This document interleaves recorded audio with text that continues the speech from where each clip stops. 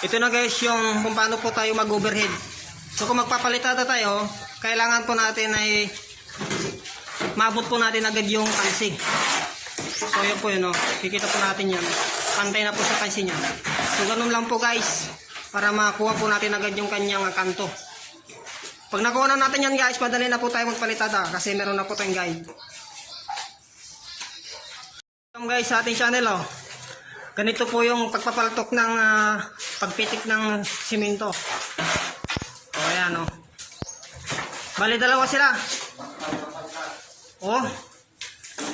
Yung mga ganyan mga pitik dapat sanayin natin. kung paano magpaltok. Ayan yung isa master nga talaga yan ang talagang tunay na mason. Kasi yung pagpitik palapit sa kanya, hindi palayo. Yun ang mga diskarte ng mga mason natin guys.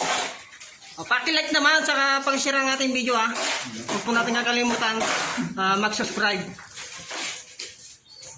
So ngayon ang ginagawa po natin guys ay tayo po ay nag-overhead ng bigas sa taas.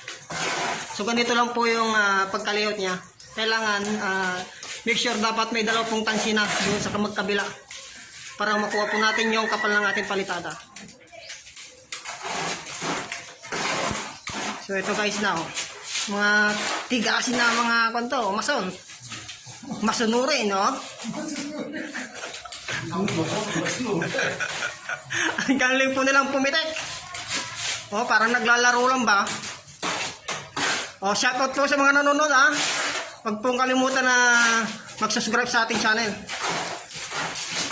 So ito ngayon yung mga dalawang master.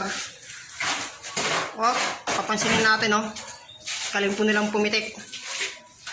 Ang sabi ko pong pagpitik guys, ito yung pagpaltok ng kung paano tayong magpaltok ng palitada.